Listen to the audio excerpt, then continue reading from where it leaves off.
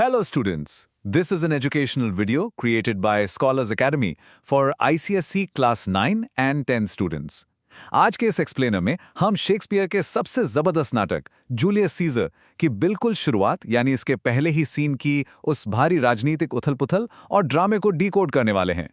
Shakespeare की वो 16वीं सदी वाली अंग्रेजी अक्सर थोड़ी मुश्किल लगती है ना, पर फिक्र मत कीजिए, हम इस जटिल भाषा को इतना सिंपल बना देंगे कि इसके बाद आप अपने बोर्ड एग्जाम्स के मुश्किल से मुश्किल सवाल भी पूरे कॉन्फिडेंस के साथ सॉल्व कर पाएंगे। चलिए जल्दी से आज का अपना रोड मैप देख लेते हैं। हम रोम की सेटिंग से शुरू करेंगे, फिर आम लोगों की हाजिर जवाबी, भीड़ का वो बदलता हुआ मिजाज और सीजर के पर कतरने वाली बात को गहराई से समझेंगे। और हाँ, आखिर में हम सीधे उन एक्सट्रैक्ट बेस्ड क्वेश्चंस को भी देखेंगे जो आपके एग्जाम्स में पूछे जाते हैं। तो चलिए, सेक्शन 1 कॉन्टेक्स्ट और सेटिंग। रोम। नाटक का पहला ही सीन 15 फरवरी की तारीख से खुलता है।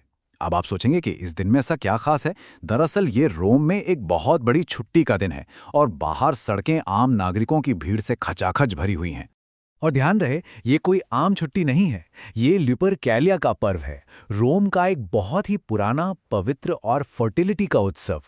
तो जरा इमेजिन कीजिए, एक तरफ ये पूरा जश्न और सेलिब्रेशन का माहौल है और दूसरी तरफ एक भारी पॉलिटिकल टेंशन।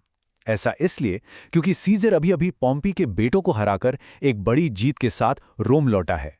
आगे बढ़ते हैं सेक्शन 2 पर, द विटी वर्किंग क्लास, यानी हाजिर जवाब मजदूर वर्ग।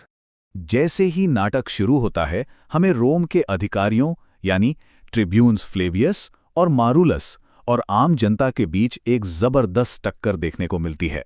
मारूलस तो देखते ही भड़क जाता है। क्यों?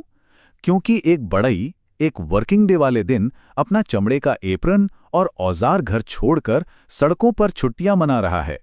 और यहीं पर शेक्सपियर का वो कमाल का ह्यूमर सामने आता है। एक मोची ट्रिब्यून्स को बड़े ही चालाकी से जवाब देता है कि वो खराब सोल्स की मरम्मत करने वाला है। यहां सोल्स शब्द पर एक बहुत ही क्लेवर पन है, जूते का सोल और इंसान की सोल यानी आत्मा। इस हाजिर जवाबी से ट्रिब्यून्स का गुस्सा 7वें आसमान पर पहुंच जाता है। सेक्शन 3 भीड़ का अस्थिर स्वभाव। ये जो पूरी बहस चल रही है ना, ये आपको आपके एग्जाम के सबसे जरूरी थीम की तरफ ले जाती है, जनता का वो पल पर बदलता मिजाज। ट्रिब्यून्स इस बात से बेहद निराश हैं कि ये लोग कितने एहसान फरामोश हैं। उन्हें याद है कि कैसे यही जनता कभी पॉम्पी की एक झलक पाने के लिए पूरा दिन इंतजार करती थी और उनके चेयर करने से टाइबर नदी तक गूंज उठती थी। और आज वही लोग पॉम्पी के ही बेटों को हराने वाले सीजर का जश्न मना रहे हैं। इसी गुस्से और फ्रस्ट्रेशन में आकर मारूलस अपनी वो सबसे फेमस ड्रामेटिक स्पीच देता है, you blocks, you stones, you worse than senseless things. वो उन्हें लट्ठे और पत्थर बुलाता है। वो आम लोगों की इस बात के लिए निंदा कर रहा है कि वो बिना अपना दिमाग लगाए बस दूसरों के पीछे चलने वाले लोग हैं। एग्जाम के लिए ये लाइन बिल्कुल याद रखिएगा। सेक्शन 4 सीजर के पर कतरना। अब देखिए, ट्रिब्यून्स को भीड़ पर तो गुस्सा आ ही रहा है, लेकिन अंदर ही अंदर उन्हें एक बहुत बड़ा डर भी सता रहा है, सीजर की बढ़ती हुई ताकत का डर। फ्लेवियस यहां एक बहुत ही दिलचस्प मेटाफर यानी रूपक का इस्तेमाल करता है। वो कहता है कि सीजर के पंखों से इन बढ़ते परों को नोचना होगा। यहां पर या फेदर्स का मतलब है इस आम जनता की अंधी वफादारी, जो सीजर को सत्ता के आसमान में बहुत ऊंचा उड़ने दे रही है। इसलिए फ्लेवियस ये तय करता है कि वो इस भीड़ को वहां से भगा देंगे और सीजर की मूर्तियों पर सजी ल्यूपरकेलिया उत्सव की सारी सजावट उतार फेंकेंगे। उनका सीधा सा मोटिव क्या है? सीजर को एक तानाशाह बनने से रोकना और आम लोगों को गुलामी के डर से बचाकर रोमन स्वतंत्रता को सुरक्षित रखना। Section 5 extract based exam questions. तो चलिए अब इस पूरे एनालिसिस को सीधे आपके बोर्ड एग्जाम्स के पैटर्न से जोड़कर देखते हैं। सबसे पहला एक्सट्रैक्ट बेस्ड क्वेश्चन जो इस शुरुआती टकराव से आता है वो ये है, फ्लेवियस आम लोगों को घर जाने के लिए क्यों कहता है? इसका बड़ा ही सटीक सा जवाब है, ये पूरी तरह से फ्लेवियस के डिसिप्लिन और रूल्स को लेकर सख्त विचारों पर निर्भर करता है।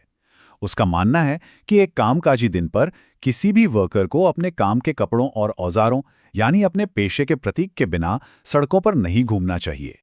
अब आते हैं दूसरे क्वेश्चन पर, जो मारूलस के उसी लट्ठे और पत्थर वाले ड्रामेटिक स्पीच से जुड़ा है। क्वेश्चन है, मारूलस रोमन लोगों की किस बात के लिए आलोचना करता है? अगर आपको इस सवाल में पूरे मार्क्स चाहिए तो आपको भीड़ की इन 2 खास कमियों को हाईलाइट करना होगा। पहला, फिकलनेस, यानी उनकी वफादारी बदलने का अस्थिर स्वभाव, और दूसरा, इनग्रैटिट्यूड, यानी पॉम्पी के प्रति उनका अकृतज्ञ या एहसान फरामोश रवैया। और आखिर में ट्रिब्यून्स के उस मास्टर प्लान से जुड़ा एक सवाल देख लेते हैं। सवाल है, सीजर की मूर्तियों के संबंध में फ्लेवियस की क्या योजना है? इसका करेक्ट आंसर उनके सीधे विरोध को दिखाता है। उनकी योजना थी कि सीजर की मूर्तियों से ल्यूपरकेलिया की सारी सजावट हटा दी जाए और उन्हें उत्सव के अलंकरणों से सजाने से रोका जाए। वो बेसिकली सीजर के अचीवमेंट्स को कम करके उसे आम इंसान के स्तर पर लाना चाहते थे। तो जैसे ही ये पहला सीन खत्म होता है, ये आपके सोचने के लिए एक बहुत ही गहरा सवाल छोड़ जाता है। जरा सोचिए, अगर भीड़ इतनी जल्दी अपनी वफादारी बदल सकती है, तो रोम में असली ताकत आखिर है किसके पास? उन बड़े बड़े पॉलिटिकल लीडर्स के पास, या उस आम जनता के पास जिसे कोई भी आसानी से अपने इशारों पर नचा सकता है? इस सवाल पर जरूर गौर कीजिएगा, क्योंकि यही पूरे नाटक का बेस है। आज के इस एक्सप्लेनर में बस इतना ही। सीखते रहिए और एग्जाम्स के लिए ऑल द बेस्ट।